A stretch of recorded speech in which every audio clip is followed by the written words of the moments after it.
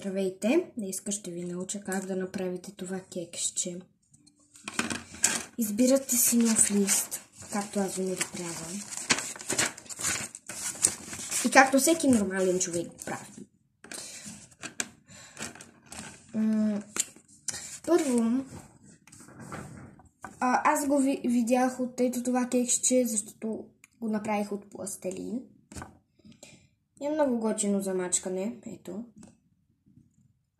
И аз знам как да го направя, така че...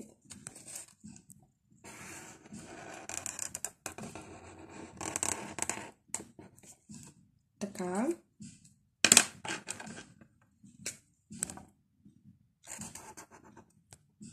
Ще направя карамела, но няма да ми се получи много добре.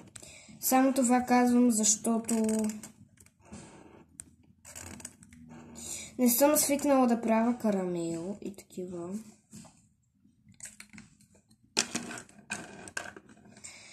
Сега ще направя тези. Да са по-тъмни.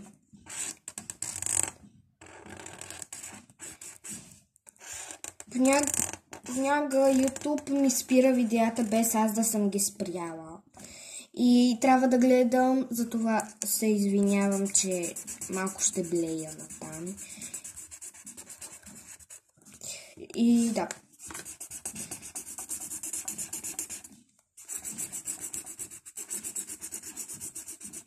Добре.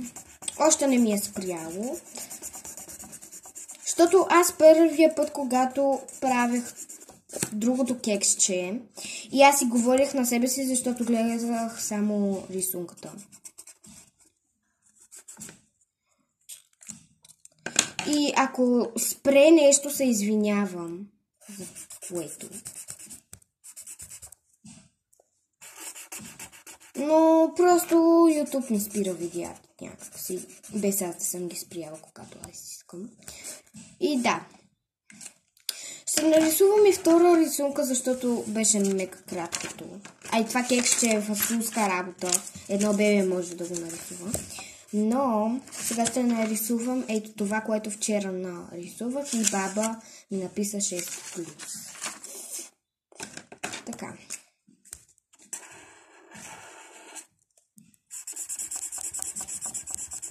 Извинете, просто аз съм си таковала на една печка от пластелина, който брат ми имаше. И за това виждате синьо. И за това ще се тресе малко и може и да ми падне и телефона, така че... За това също се извинявам. Така, още не ми е спряло. Да се надяваме, че този път няма да ми спре. Не знам.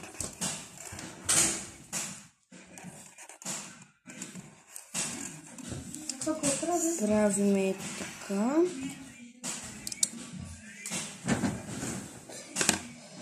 Сега ръцете.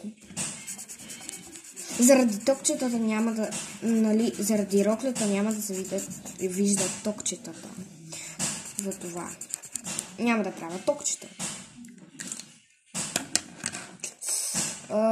Ще бъде ето такава роклята.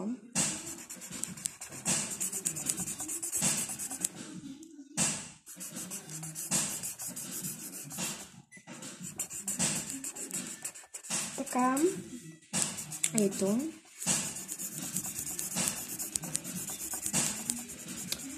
Да, пак ми се тресе телефона.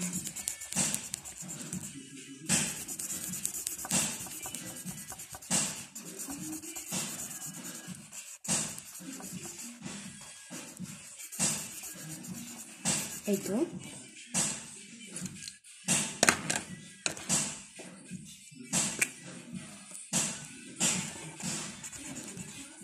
Този път ще бъде с кръгчета.